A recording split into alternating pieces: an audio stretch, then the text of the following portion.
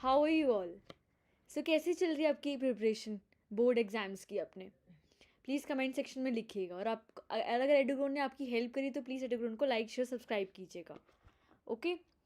अगर आपको किसी भी सब्जेक्ट में डाउट हो रहा है या तो आप चाहते हो कि किसी सब्जेक्ट के आपको काफ़ी सारे डाउट्स आ रहे हैं, उसको आपको दोबारा चाहिए वीडियो, तो प्लीज़ कमेंट सेक्शन में लिखिएगा। हम उस चैप्टर के दोबारा हम आपको वीडियोस प्रोवाइड कर देंगे। और ज़्यादा अगर डाउट्स होंगे तो हम एक गूगल मीट अरेंज कर लेंगे जिसमें हम आपके सारे डाउट्स कवर कर लेंगे। ओके। और एडुग्रोन एक ऐसा चैनल है जहाँ पे आपको 6 to 12 का सारा कंटेंट मिलेगा बिल्कुल फ्री ऑफ कॉस्ट, सारे के सारे सब्जेक्ट्स का। तो प्लीज़ एडुग्रोन के सारे वीडियोस को एक बार चेकआउट ज़रूर कीजिएगा। ओके। सो हमने लास्ट क्लास में डिस्कस किया था यूज़ ऑफ स्टैटिस्टिकल टूल्स के बारे में। बहुत सिंपल चैप्टर है, इसके मार्क्स तो बिल्कुल अच्छे से आपको मिल जाएंगे अगर आप अच्छे से करोगे तो। जैसे इससे पहले वाले चैप्टर्स थे, इंडेक्स नंबर्स था, हमारा डिस्पर्जन था, कोरिलेशन था, वो थोड़े से ट्रिकी चैप्टर्स थे, इसलिए थोड़ा सा मुश्किल है वहाँ पे मार्क्स लेना। बट अगर हम इस चैप्टर की बात करें तो बहुत ज़्यादा सिंपल चैप्टर है और इसमें अच्छे से मार्क्स हो सकते हैं अरेंज। ओके। और कमेंट सेक्शन में लिखिएगा कि कैसी प्रिपरेशन चल रही है आपकी बोर्ड एग्जाम्स की। इंपॉर्टेंट क्वेश्चन की अगर आपको लिस्ट मांगनी है तो वो भी हम आपको प्रोवाइड करेंगे, राइट। और पिछले अगर वीडियोस हैं तो उसको भी मेरा देख कीजिएगा ताकि आपके जो पिछले कंसेप्ट हैं वो भी रिवाइज हो जाएंगे, क्योंकि वो ज़्यादा इंपॉर्टेंट टॉपिक्स हैं इस चैप्टर के मुकाबले। यूज़ ऑफ स्टैटिस्टिकल टूल्स इतना सिंपल चैप्टर है कि इसके क्वेश्चंस आते भी नहीं है इतने एग्जाम्स में। जैसे अगर हम दूसरे चैप्टर्स को कंपेयर करें तो कोरिलेशन डिस्पर्जन में थोड़े से ट्रिकी कंसेप्ट आते हैं, बट अगर हम इसकी बात करें तो बहुत सिंपल और इजी चैप्टर है। इसके आपके फ्री के नंबर है, आप समझ लो। ओके। और एग्ज़ाम में आपको अपनी हेल्थ का ज़रूर ख्याल रखना है, सिर्फ और सिर्फ पढ़ते नहीं जाना है। आपको वॉक करने जाना है शाम को कम से कम 30 मिनट्स हो, ताकि आपकी एक्सरसाइज होती रहे। और पानी पीना है आपको 8 to 10 ग्लासेस, ताकि आपकी हेल्थ अच्छी हो सके। सिर्फ पढ़ने से आपके दिमाग में कुछ भी नहीं घुसेगा। जब तक आप फ्रेश नहीं होगे, आपका माइंड फ्रेश नहीं होगा, तभी आप अपने एग्ज़ाम अच्छे से कर पाओगे, राइट। तो आपको अपनी हेल्थ पे फोकस करना है। और जो एडुग्रोन चैनल है वो आपके एजुकेशन पे फोकस करेगा। अगर एडुग्रोन है तो एजुकेशन की फिक्र करने की ज़रूरत नहीं है, राइट।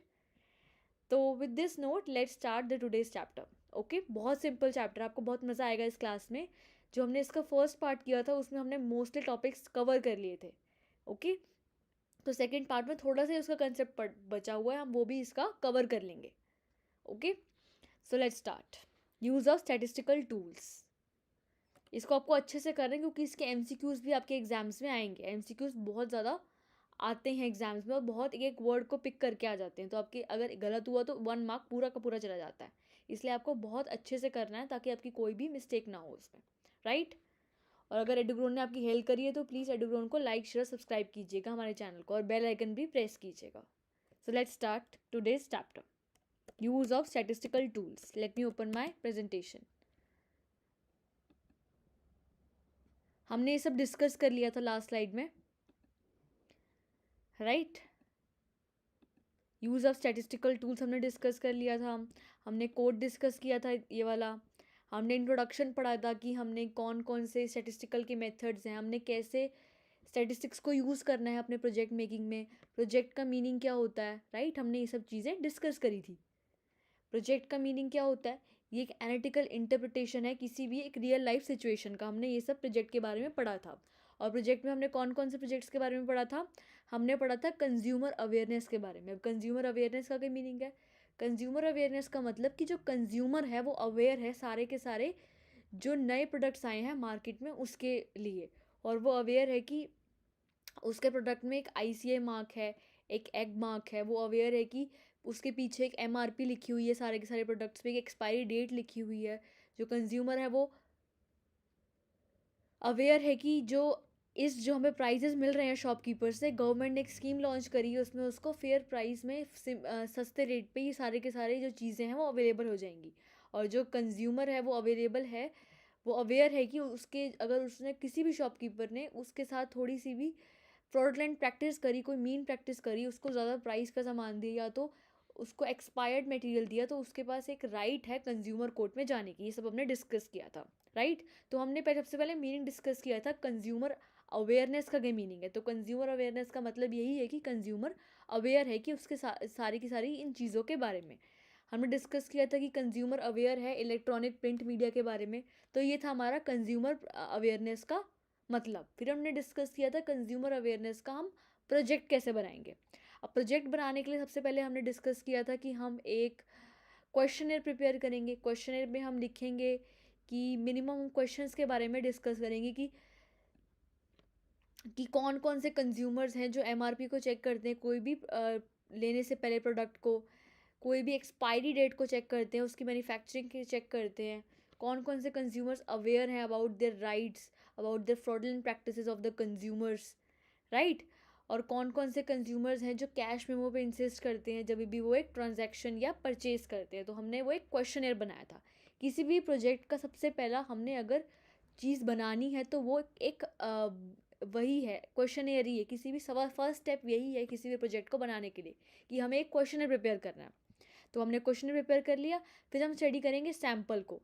अब सैम्पल हम ये तो है नहीं कि सारे के सारे लोगों का डाटा इकट्ठा करते रहेंगे, हर एक के पास जाएंगे, पूछेंगे उनकी क्या प्रेफरेंसेस हैं, वो इंसिस्ट करते हैं कैश मेमो पे या नहीं, या वो एमआरपी चेक करते हैं नहीं।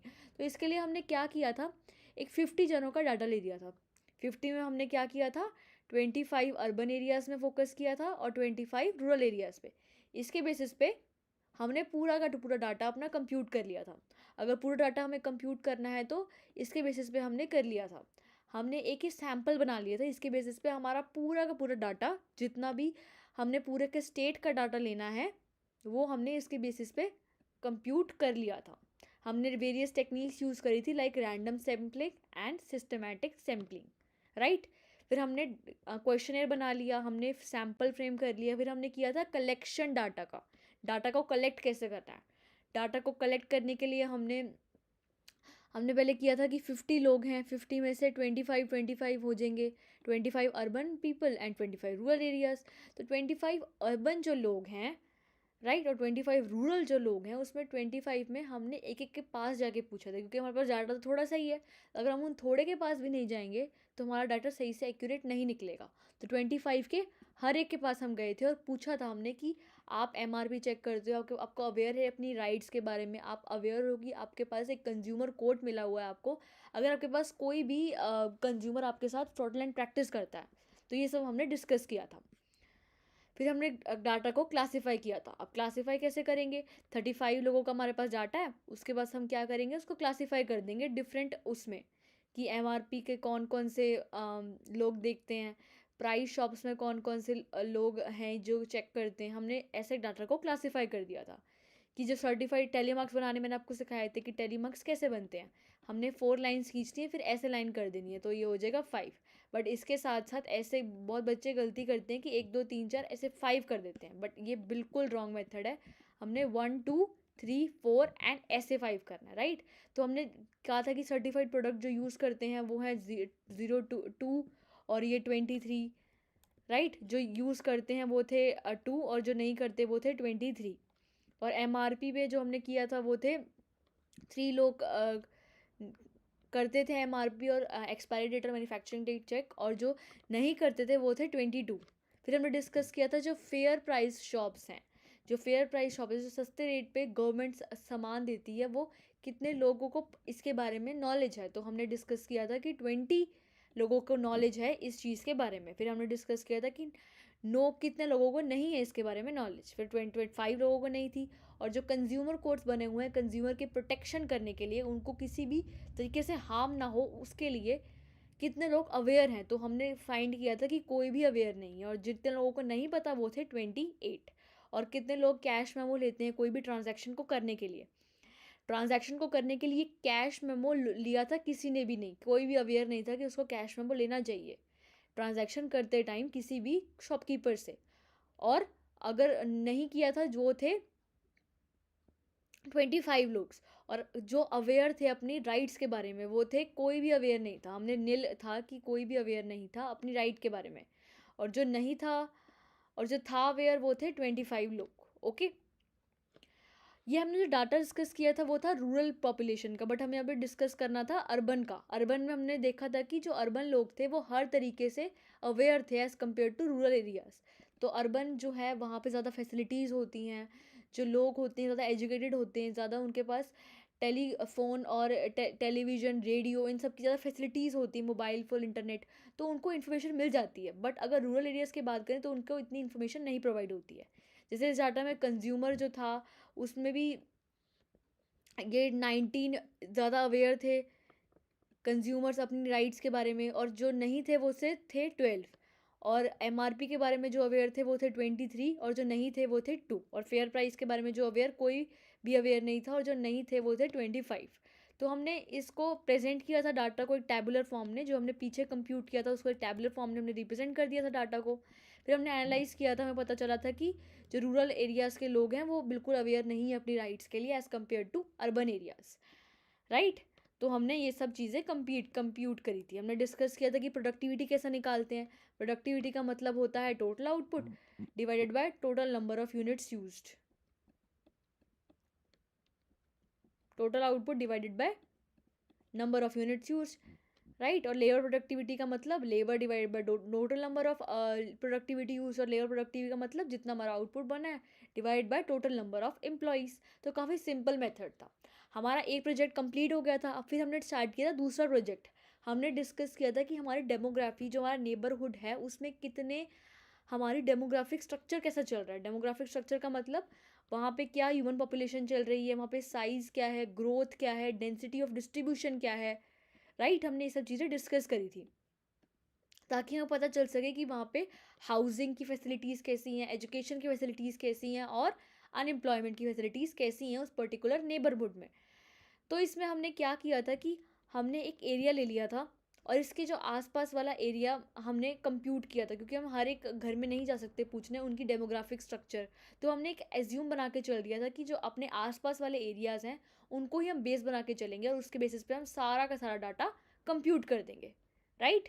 तो हमने सबसे पहले क्या करेंगे, किसी प्रोजेक्ट को स्टार्ट करने से पहले सबसे पहले हम एक क्वेश्चनर रेडी करेंगे। क्वेश्चनर का मतलब उसमें हम इंपॉर्टेंट क्वेश्चन लिखेंगे कि कौन कौन से क्वेश्चंस हमें करने हैं, हमारी फाइंडिंग्स क्या होनी चाहिए इस पर्टिकुलर स्टडी की।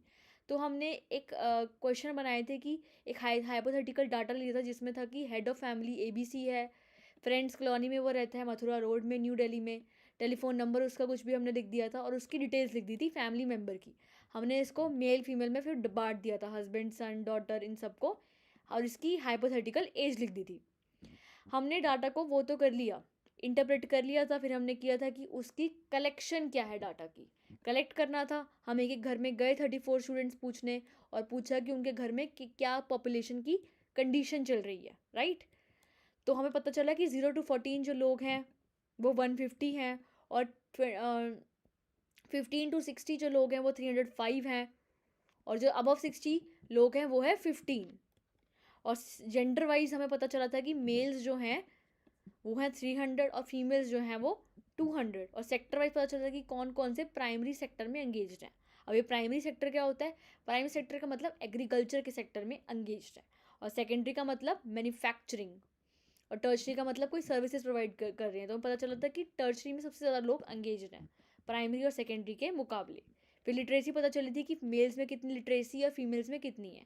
फिर फीमेल्स में लिटरेसी ज़्यादा आई थी एज़ कम्पेयर टू मेल्स। हमने इस डाटा को टैबुलर फॉर्म में रिप्रेजेंट कर लिया था, राइट। फिर हमने निकाला था कि मेल लिटरेसी कैसे निकलती है। मेल लिटरेसी का फॉर्मूला होता है जितने भी हमारे मेल हैं लिटरेट उसमें हम डिवाइड कर देंगे जितने हमारे टोटल नंबर ऑफ मेल्स हैं। जितना भी हमें निकालना है जो चीज़ उसको हम ऊपर रखेंगे divide by total number of males, simple.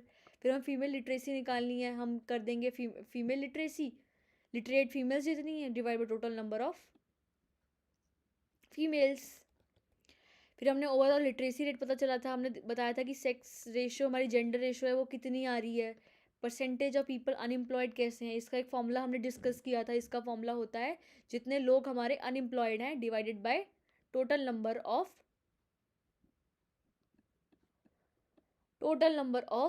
People, right. तो फिर हमने डेंसिटी निकाली थी। डेंसिटी कैसे निकलती है, total population divided by 80 kilometres of your colony. और सेक्स रेशो का फॉर्मूला होता है number of women divide by number of man into 100। तो हमने पिछले डाटा से ले लिया कितने नंबर ऑफ मैन है कितने नंबर ऑफ वुमेन है इनटू 100 कर दिया। ओके, तो ये सब चीज़ें हम लास्ट स्लाइड में डिस्कस कर चुके हैं। जो हमारा लास्ट वीडियो था मैंने आपको उसका एक क्विक रिकैप दे दिया है कि हमने क्या क्या डिस्कस किया था लास्ट वीडियो में। आज हम डिस्कस करेंगे इंटरप्रिटेशन ऑफ डाटा। हमने जो पिछला बनाया था अपना प्रोजेक्ट उसका हमने प्रेजेंटेशन कर ली थी, कलेक्शन कर ली थी, उसका क्वेश्चन प्रिपेयर कर लिया था, राइट। फिर हम उसको करेंगे इंटरप्रेट। तो इंटरप्रिटेशन में हम क्या पढ़ेंगे, लेट मी स्टार्ट।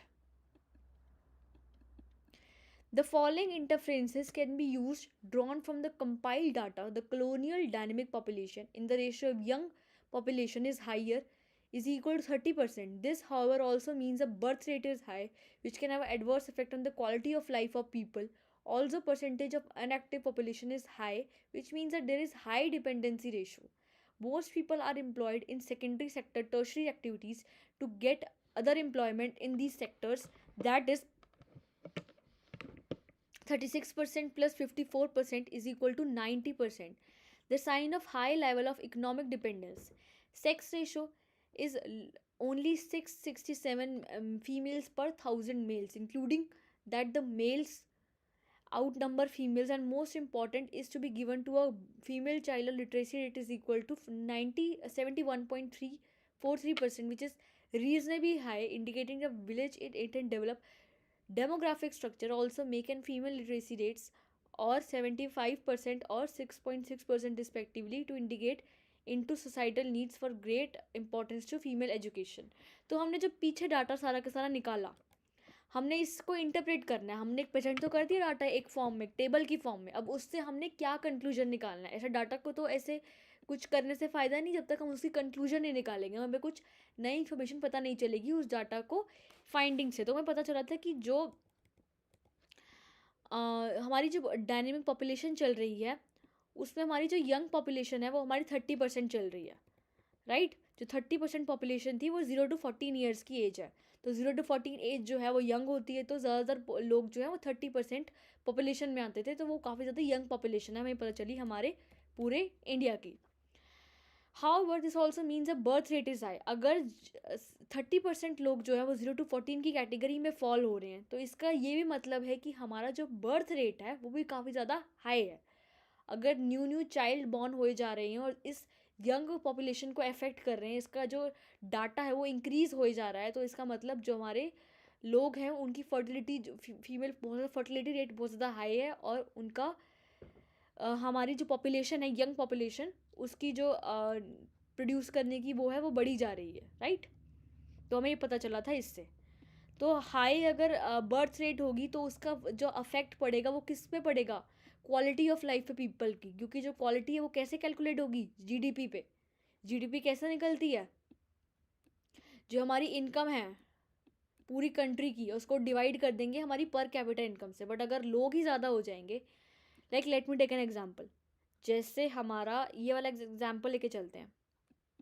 फॉर्मूला क्या होता है जीडीपी का, टोटल इनकम ऑफ इंडिया।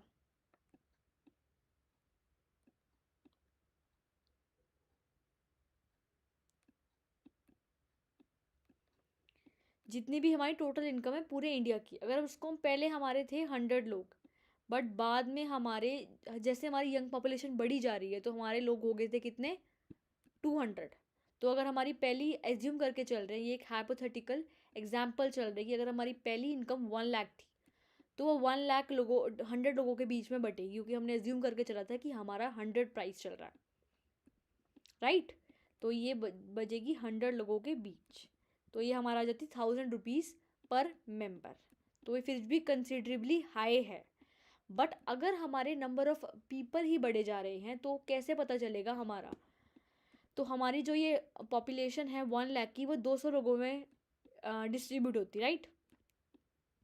तो अगर 200 लोगों में होती तो हमारी पर जो आ जाती वो आती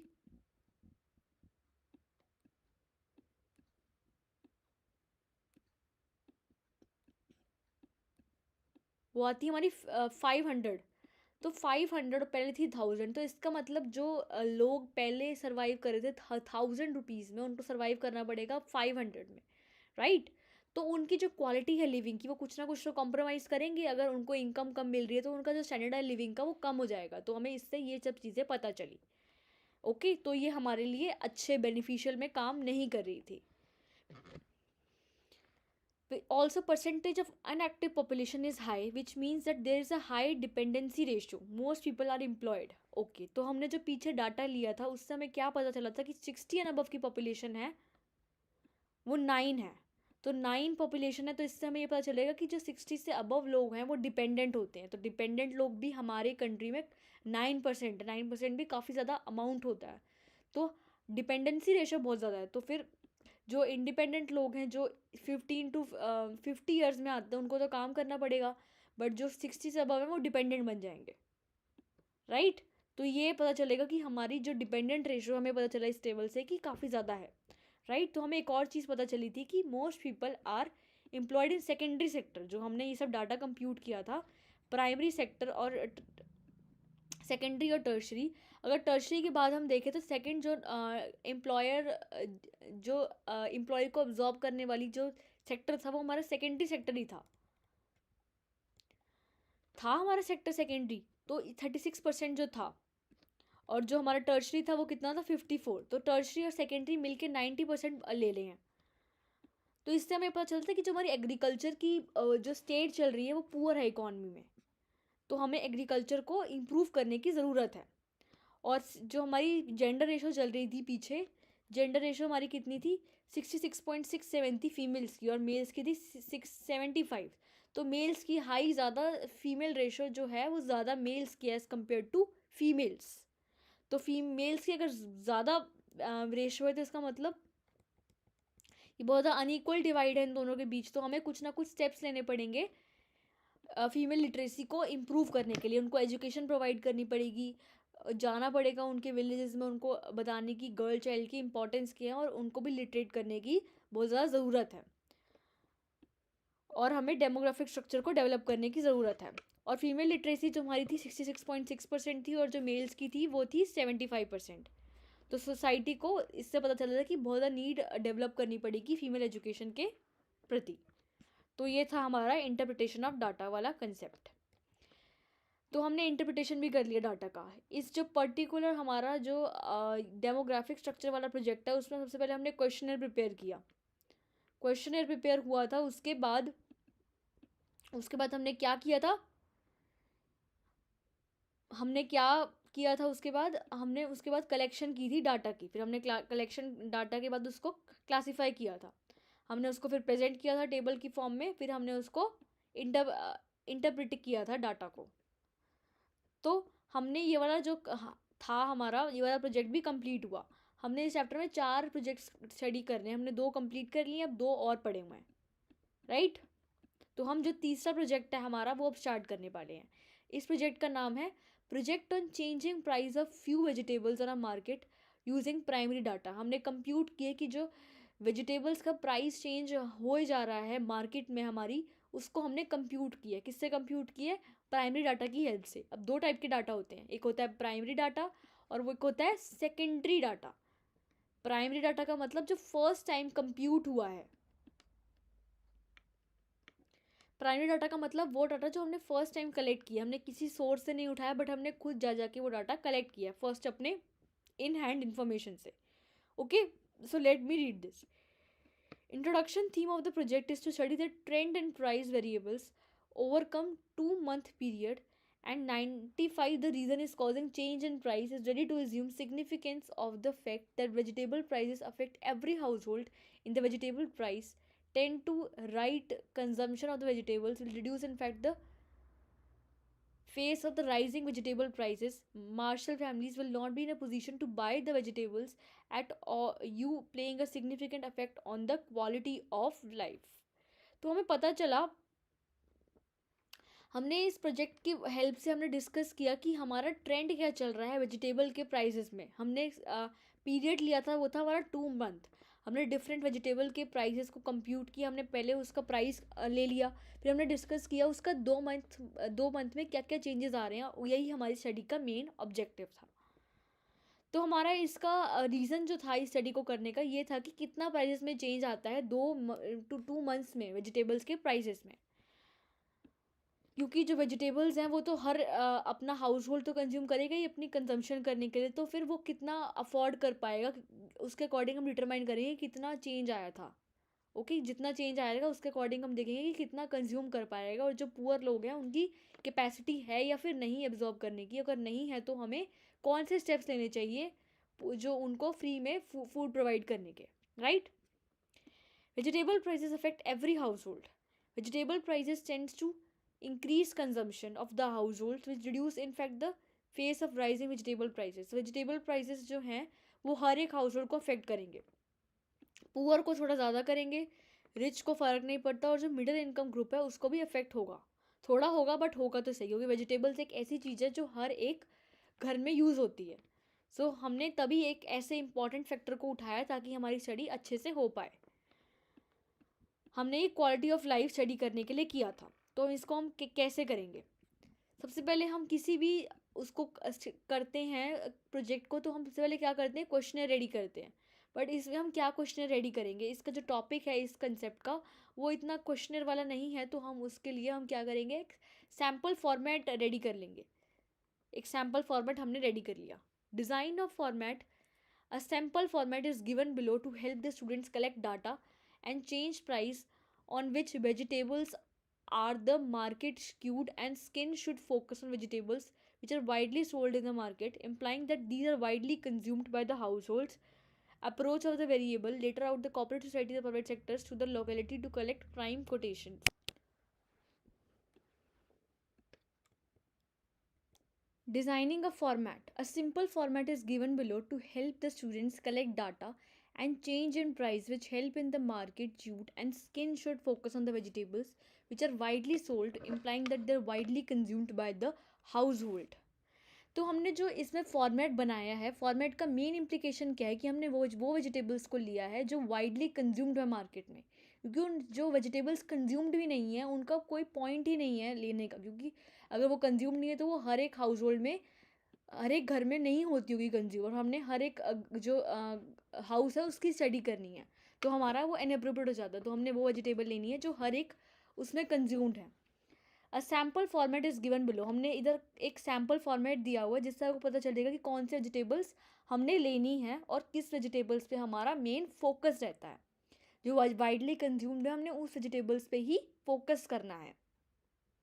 फिर हमने आगे कोऑपरेटिव सोसाइटीज़ के बारे में भी पढ़ना है, जो प्राइवेट सेक्टर की कोऑपरेटिव सोसाइटीज़ होती हैं, ताकि हम पता चल सके कि हमारे जो प्राइम कोटेशंस हैं उसकी लोकेलिटी कैसी चल रही है. राइट.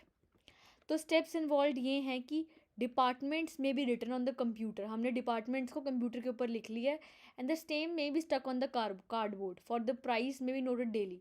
हमने क्या कर लिया, अपने जो डिफरेंट डिपार्टमेंट्स होते हैं, हमने ये जो हमने डाटा किया है वो एक लैपटॉप के थ्रू किया है, तो हमने एक कंप्यूटर के थ्रू किया है, तो हमने एक डिपार्टमेंट में एक डिफरेंट डिपार्टमेंट्स कंप्यूट कर लिए कंप्यूटर में. तो हमने उसको स्टक कर लिया कार्डबोर्ड की उस पर, एक स्टक कर लिया. फिर हमने उस डाटा को कलेक्ट किया, उधर ही सारा का सारा डाटा जो हमने कलेक्ट किया जो अपनी 2 मंथ की स्टडी में, उसको हम उधर कंप्यूट करते गए. तो हमारा बहुत सिंपल हो गया, हमने उधर ही वहाँ पे कंप्यूटर के ऊपर सारा का सारा डिपार्टमेंट्स में डाटा सब कुछ कलेक्ट कर लिया. तो बहुत सिंपल हो गया हमारी सारी investigation. Right. Price may be noted daily. Obviously data to be collected to direct personal और इन्वेस्टिगेशन.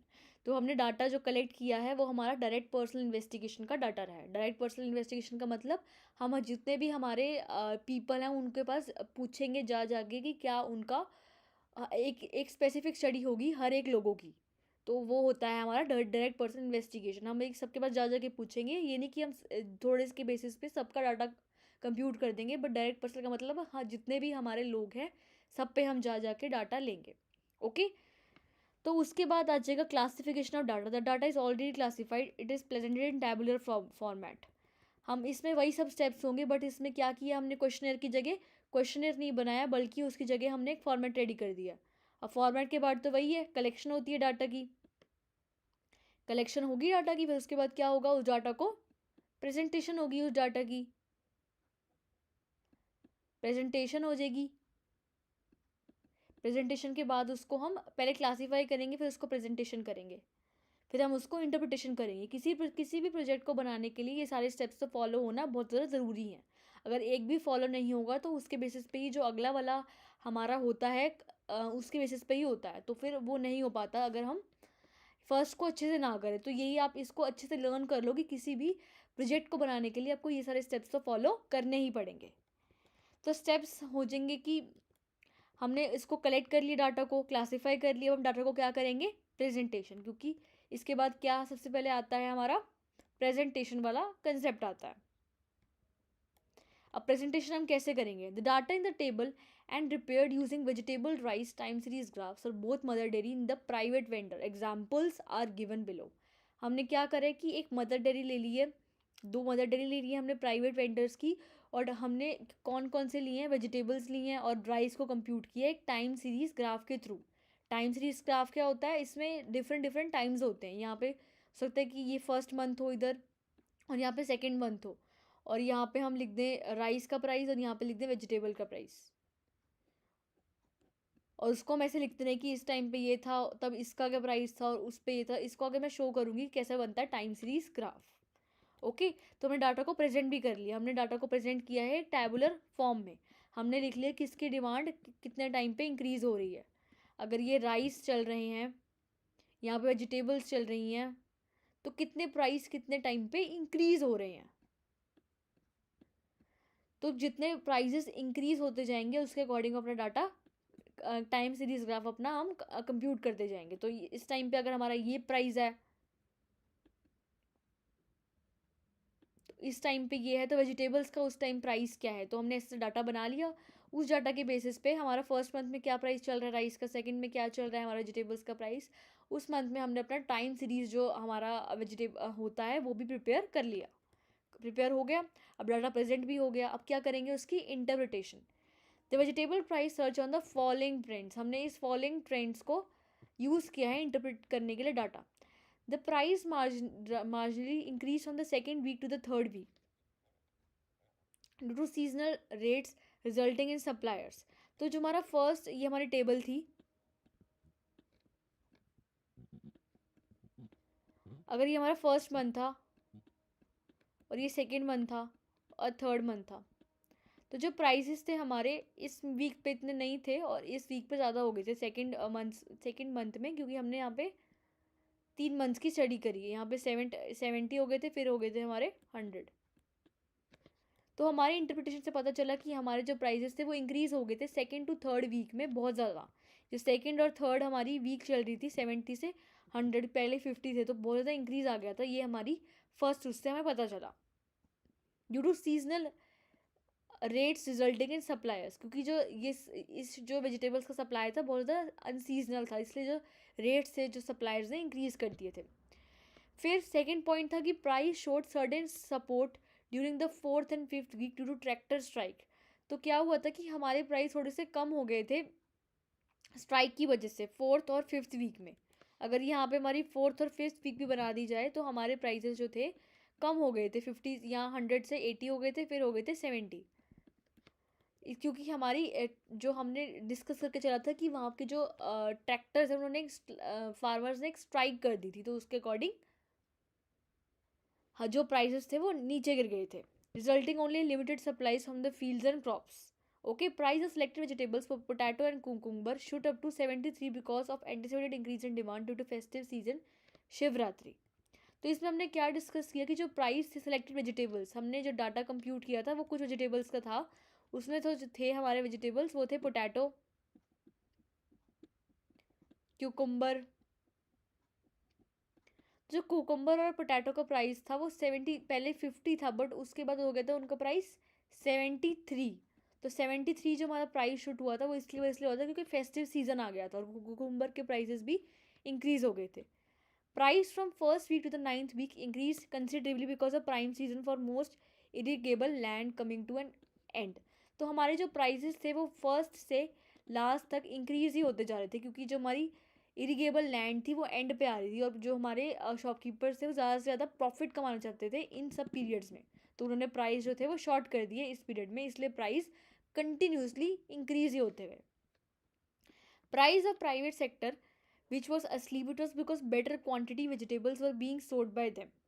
तो जो प्राइस ऑफ प्राइवेट सेक्टर थे वो ज़्यादा ही थे, क्योंकि उनके पास वो क्लेम करते थे कि ज़्यादा अच्छे क्वालिटी के वेजिटेबल्स जो हैं उनके पास सोल्ड होती है, राइट। तो ये थे हमारे इंटरप्रिटेशन ऑफ डाटा। फिर नेक्स्ट इंटरप्रिटेशन थी डाटा की कि change of price directly affected the purchase and consumption of the table. whenever the price decreases the percentage purchase increases, whenever the price increase the percentage increases। तो यहाँ पे पूरी की पूरी इकोनॉमिक्स चल रही है। यहाँ पे आई असली जो हमारी स्टडी की मेन हमारी टॉपिक था निकालने का, वो इस टॉप पॉइंट में पता चला है कि जो हमारे प्राइजेस थे, जब भी हमने जो स्टडी करी 3 मंथ्स की, तो उसमें जब भी हमारे प्राइजेस इंक्रीज़ हो रहे थे तभी उसकी डिमांड कम हो रही थी। अगर कुकुम्बर का प्राइस बढ़े जा रहा था 50 से 73 हो गए, तब तक उसकी डिमांड जो थी वो कम हो गई। और जब भी उसका प्राइस तो इंक्रीज़ हुआ, बट किसी वेजिटेबल का प्राइस अगर 20 से 10 हो गया तो उसका जो डिमांड थी बिल्कुल वो होती गई, बढ़ती गई। तो यहाँ पे पूरी इकोनॉमिक्स चल रही है। इस साइड हो जाएगा आपका डिमांड और प्राइस। तो प्राइस और डिमांड में क्या होता है, इन्वर्स।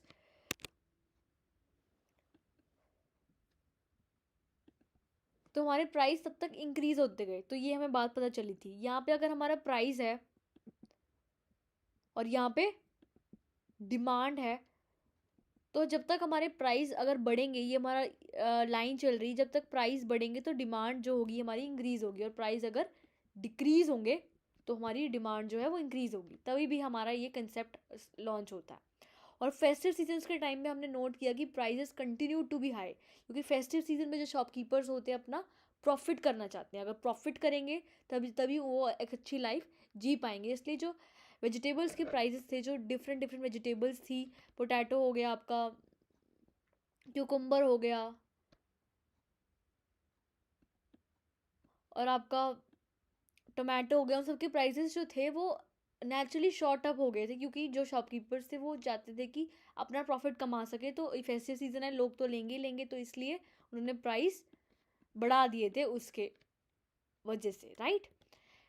तो हमारा ये वाला जो प्रोजेक्ट था, ये वाला भी बिल्कुल कंप्लीट हो चुका है। हमने इसमें क्या क्या डिस्कस किया, हमने डिस्कस करी कि वेजिटेबल्स का प्राइजेस जो है वो कैसे चेंज हो रहा है डिफरेंट टाइम फ्रेम में। हमने 3 मंथ की स्टडी ले ली, उसमें हमने देखा कि प्राइस कब कब शॉर्ट हो रहा है, कब कब फॉल हो रहा है, उसमें डिमांड सप्लाई कैसे चेंज हो रही है। तो हमने नोट किया कि जब डिमांड बढ़ रही है तभी भी जब प्राइजेस बढ़ रहे हैं तो उसकी डिमांड कम हो रही है, जब प्राइजेस कम हो रहे हैं तो उसकी डिमांड बढ़ रही है। तो हमने ये सब चीज़ें नोट करी, और हमने देखा कौन कौन सी एसेंशियल कमोडिटीज़ हैं जिनके प्राइजेस हमें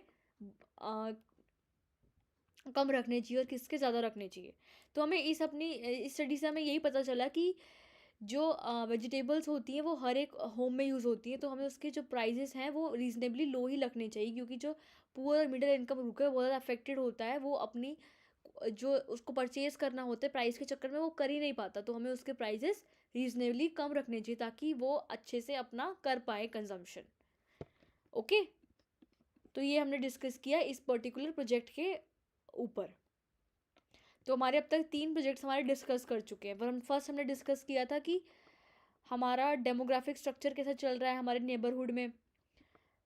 हमने डिस्कस किया था वेजिटेबल्स वाला प्राइस डिस्कस कर लिया हमने। पहले उससे पहले डिस्कस किया था कंज्यूमर अवेयरनेस क्या चल रही है हमारी। तो इस जो हमारा पर्टिकुलर हमारा चैप्टर है उसमें हमारे 4 वो हैं प्रोजेक्ट्स हैं। तो हमारे 3 कवर हो चुके, सिर्फ और सिर्फ एक रहता है, वो भी आपको मैं करवा रही हूँ। तो नेक्स्ट हमारा है study of cooperative institution milk cooperative. हमने इसमें स्टडी करी है मिल्क कोऑपरेटिव की। अब मिल्क कोऑपरेटिव क्या है? मिल्क कोऑपरेटिव है, कोऑपरेटिव का मतलब अगर डिफरेंट डिफरेंट फार्मर्स होंगे उनको जो सही प्राइस में जो शॉपकीपर्स होते हैं वो नहीं देते, अगर वो अलग अलग जाएंगे तो। बट जो फार्मर्स होते हैं वो क्या करते हैं, एक कोऑपरेटिव बना लेते हैं। उनको अगर कोऑपरेटिव बनाएंगे तो उनको जो प्राइस है सस्ता मिलेगा, क्योंकि जो शॉपकीपर को भी लगेगा कि ज़्यादा से ज़्यादा लोग आ रहे हैं बाय करने और इससे उसकी प्रॉफिट ही इंक्रीज़ होगा, तो वो एक कोऑपरेटिव को एक सस्ते रेट पर मिल जाता है। इसी तरह की कोऑपरेटिव ये एक मिल्क कोऑपरेटिव। मिल्क कोऑपरेटिव क्या करती है, इनका जो मेन काम है सिर्फ और सिर्फ मिल्क की प्रोडक्शन को इंक्रीज़ करना है, राइट। तो सबसे मिल्क जो हमारी कोऑपरेटिव सबसे फेमस है वो है गुजरात में, उसका नाम है अमूल। तो यहाँ पे अमूल का ही हमने अमूल की स्टडी करी है, राइट। तो हमने एक मिल्क कोऑपरेटिव की स्टडी करी तभी ताकि हमें पता चल सके कि वहाँ पे हमारे जो स्टैटिस्टिकल टूल्स हैं वहाँ पे कैसे यूज़ हो रहे हैं। Students will introduce with actual study jointly conducted by the college of veterinary and animal sciences in the culture area Patna Nagar Uttaranchal. They can show your schedule a source of secondary data. Using secondary data they can draw their own conclusions and interfere is slated to objective. तो हमने इसमें क्या किया है, हमने एक study करी है जो हम college of vital and animal sciences ने करी है। इस कॉलेज का नाम क्या है? College of vital and animal sciences, Vitality and animal sciences.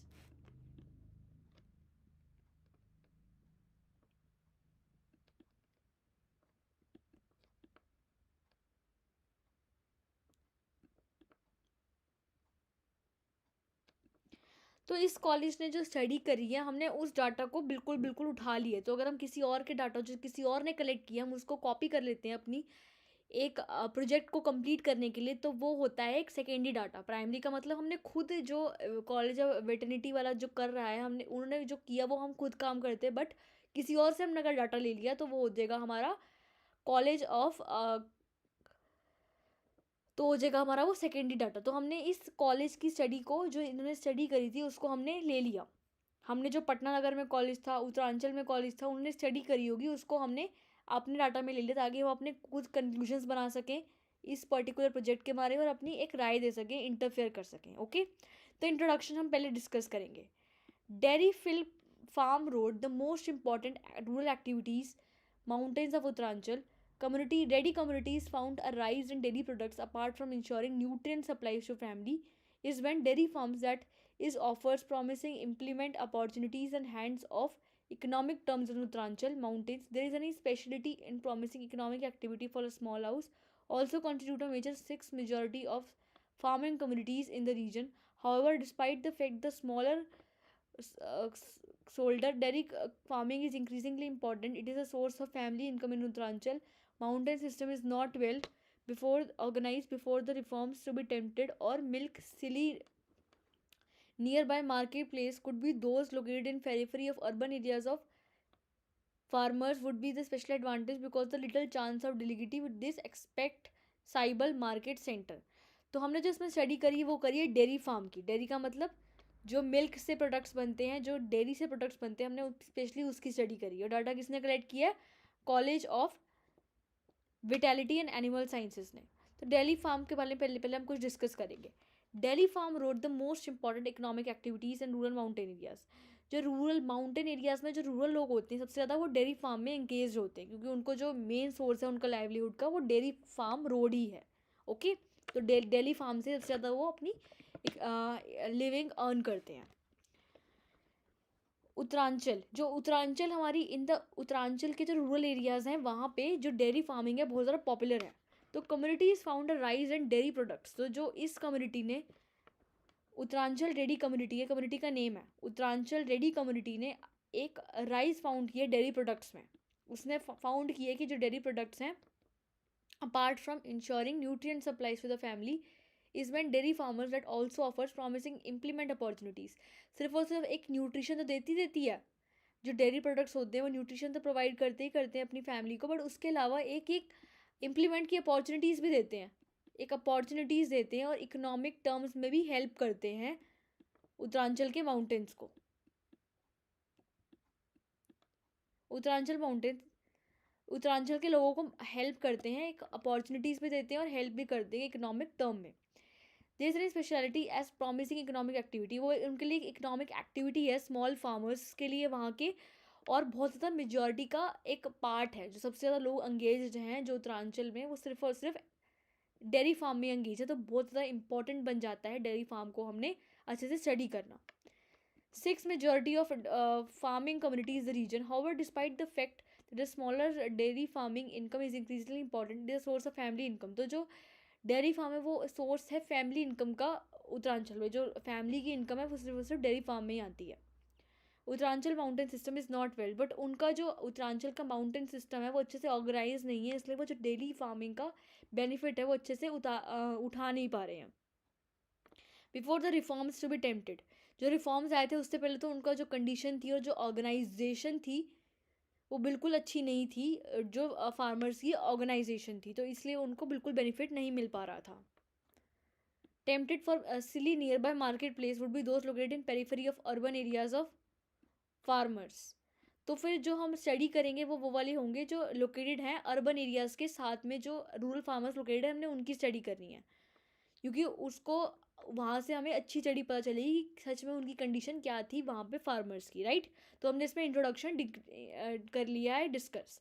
फिर हम डिस्कस करेंगे हमारा ऑब्जेक्टिव क्या था स्टडी का, You are not in a question, as it is the children study conducted by the College of Eternity and Animal Sciences. It is the captain of study exactly the same, and you are using the secondary data. You should make no sense to explain to the point. Further, we know that objective of studies, the College of Fraternity and Animal Studies poses made a life population, including its composition in systematic production, marketing, production decisions, and different channels of marketing using data collected by the college. You interestingly in finding out how milk or Britain has been success story, the rule of economies of Uttaranchal. Thus, you are focusing on one issue. However, the mountains of Uttaranchal made to one cooperative society. If more dairy owners are marketing milk to the cooperative society, you make new bill to success, otherwise not. तो यहाँ पे हमने discuss किया कि हमारा जो objective था study करने का वो क्या था. हमने वो स्टडी जो करी थी डेयरी फार्म की, हमारा मेन ऑब्जेक्टिव क्या था करना. तो हमने सबसे पहले क्या किया है, हम इसमें ऑब्जेक्टिव सही से स्टडी कर ही नहीं सकते क्योंकि हमने डाटा क्या लिए, सेकेंडरी लिए. सबसे पहले डाटा किसने कलेक्ट किया था, कॉलेज ऑफ, जो हमारा पीछे कॉलेज था, कॉलेज का नेम क्या था, college of vitality and animal sciences. जो डाटा लिया है हमने उसको ही एक्चुअली उठा लिया है. तो हमारा कोई पॉइंट नहीं बनता ऑब्जेक्टिव फाइंड करने का, और हम कोई वो तो है नहीं, हमने सेकेंडरी डाटा ले लिया है तो हमें कोई सेंस नहीं बनता हम उसको ऑब्जेक्टिव स्टडी करने का करें.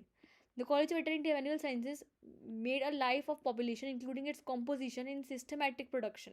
उन्होंने क्या करी है, जो एनिमल साइंसेज जो कॉलेज है एनिमल साइंसेज का, उसने क्या करा है, कॉम्पोजिशन के बारे में स्टडी करा है, मार्केटिंग प्रोडक्शंस की, और डिफरेंट चैनल स्टडी करें, कौन कौन से डिफरेंट चैनल्स हो सकते हैं अपने प्रोडक्ट्स को मार्केट करने की, कैसे मार्केट कर सकते हैं अपने प्रोडक्ट्स को.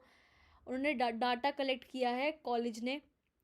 तो उससे उनको पता चला कि जो हमारा मिल्क थे और ब्रिटेन थे, सक्सेस स्टोरी, जो ब्रिटेन थे उनको सक्सेस मिली थी डाटा को मिल्क को इम्प्लीमेंट करने में, और उनको इकनॉमीज मिली थी वहाँ पे.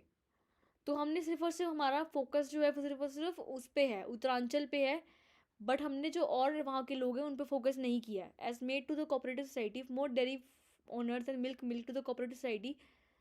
तो अगर सिर्फ और सिर्फ डेयरी ओनर्स भी वहाँ पे काम करने आ जाए और मार्केटिंग जो मिक्स है सब कुछ आ जाए तो वहाँ पे अच्छी प्रोडक्शन हो सकती है.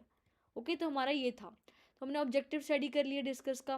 फिर हम स्टडी करेंगे कि हम कैसे लेंगे, क्योंकि हमारा सेकेंडरी डाटा इसमें हम कहीं और से डाटा उठा रहे हैं, तो हम वो तो करेंगे नहीं जो हमने लास्ट स्लाइड में किया था, कलेक्शन, प्रेजेंटेशन, इंटरप्रिटेशन, ये सब चीज़ें नहीं करेंगे. क्या करते थे हम, कलेक्शन करते थे, पहले हम क्वेश्चनर बनाते थे, कलेक्ट करते थे डाटा को, फिर हम करते थे उसे हम उसे कलेक्ट, क्लासीफाई करते थे, फिर हम करते थे उसे प्रेजेंटेशन, फिर हम करते थे उसकी इंटरप्रिटेशन, देन एनालिसिस. तो ये बहुत ज़्यादा उसमें होता है जब डाटा प्राइमरी स्टेज में कलेक्ट हुआ हो. बट अगर डाटा ही सेकेंडरी में से कलेक्ट हुआ हो तो ये कोई नीड नहीं है ये सब चीज़ें करने की. If you said you need to data on the flow of milk, so different marketing studies, the study conducted by the College of Veterinary and Animal Sciences is given below. तो जो हम डायरेक्टली हमने उनका data उठा लिया तो हमने उनकी जो चीज़ें थी वही कॉपी कर ली हैं. तो हमने ये सब चीज़ें ले ली उनकी जो उसने डाटा कलेक्ट किया था. ये सब विलेजेस थी, पठान, कालीगांव, चोरी, रायकोटी, कुनवार, मोथुराज, रूपाली मारा एंड ओवरऑल. तो हमने डिस्कस किया कि वहाँ पे उनकी क्या स्टेट चल रही थी उन सब जगहों की.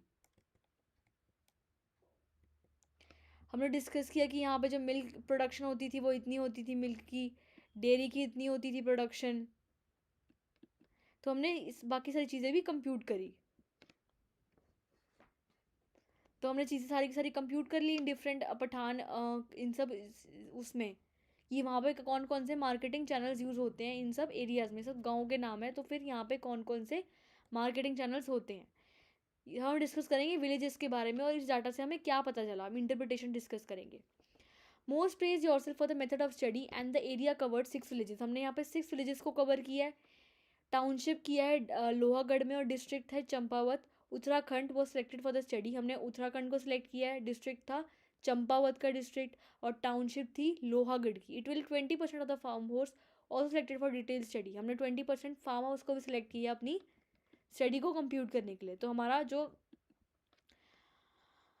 हमारा स्टडी जो है वो उत्तरांचल में है. District is Champawat, let me right.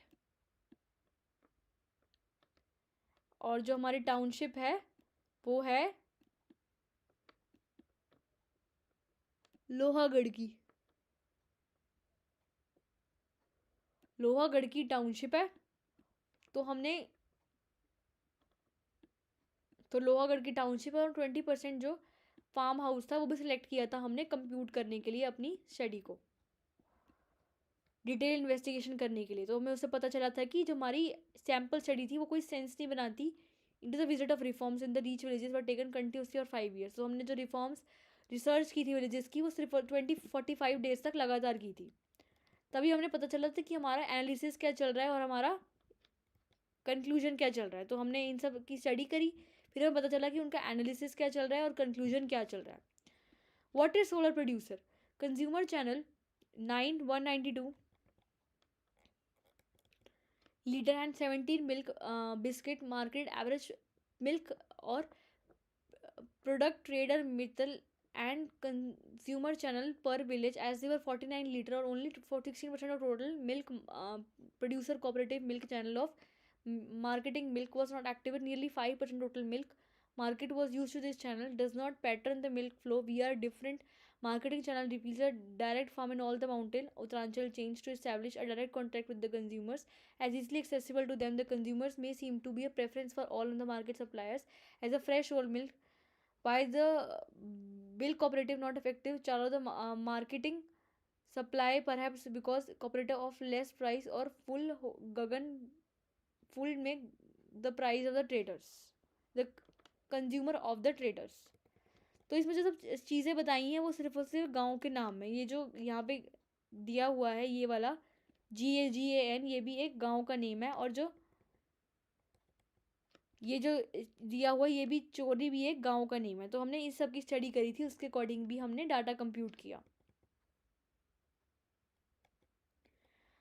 तो हमने क्या एनालिसिस निकाली थी कि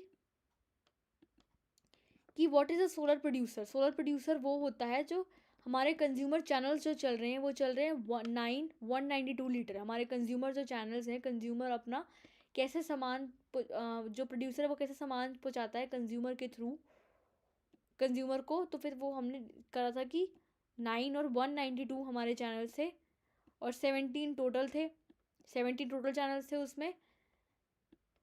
और एवरेज मिल्क जो हमारा मार्केट हुआ था वो था 49 लीटर्स।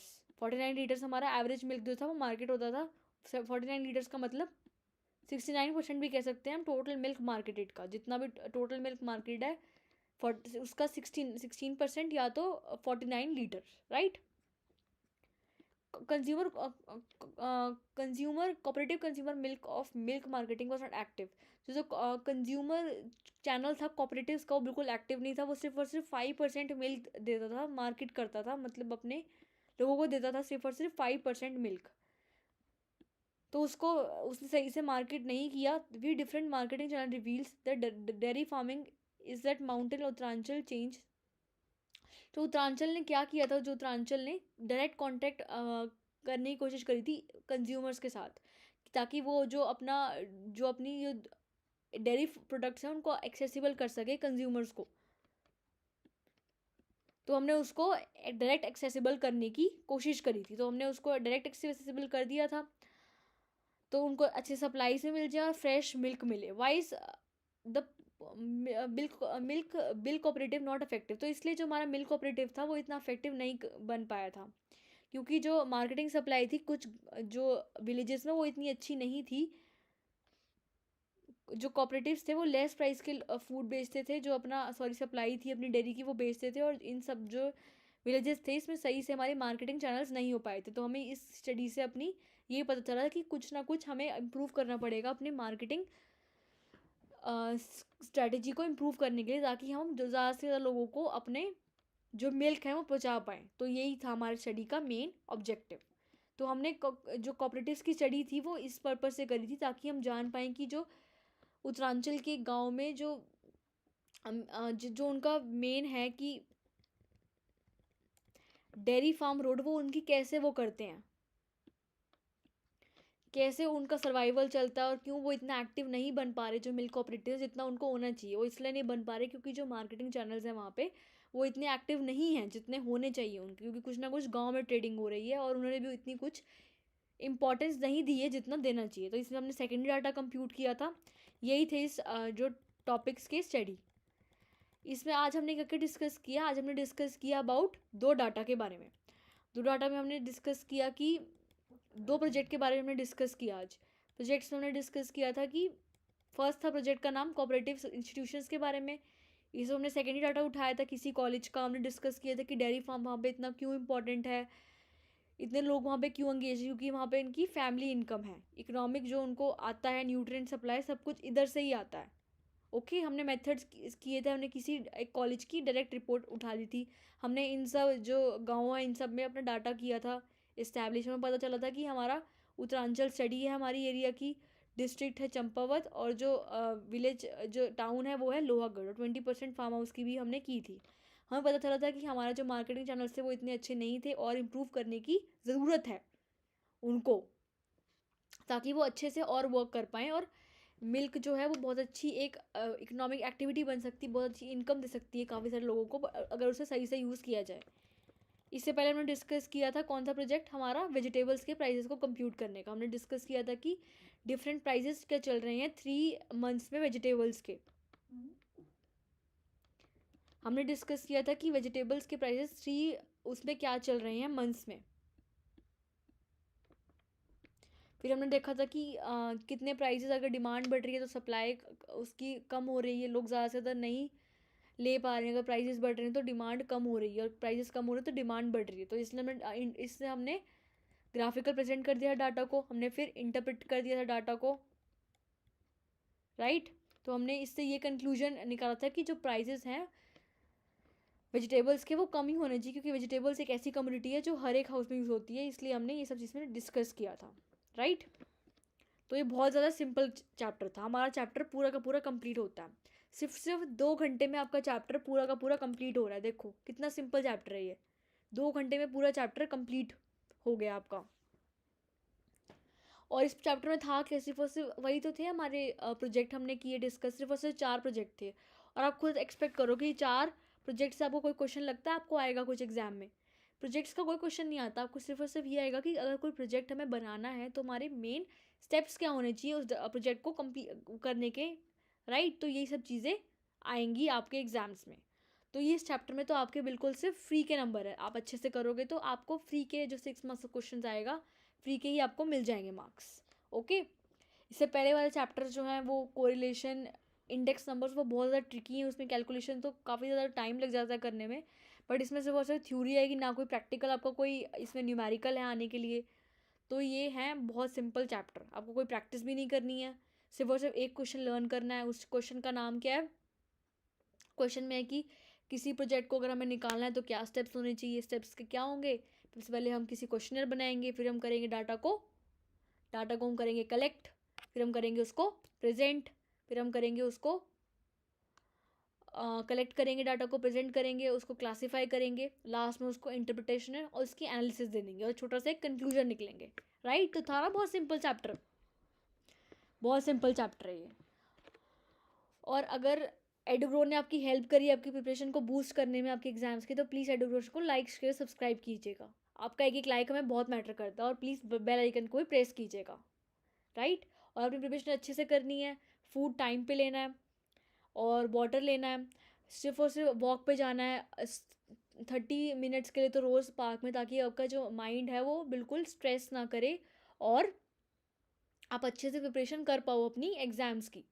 और एग्ज़ाम्स का तो बिल्कुल स्ट्रेस नहीं लेना है, एक्सरसाइज करते रहनी रेगुलरली। योगा अगर आप कर सकते हो तो प्लीज़ योगा को भी ट्राई कीजिएगा, आपका माइंड बहुत ज़्यादा स्टेबल रहेगा उससे, ओके।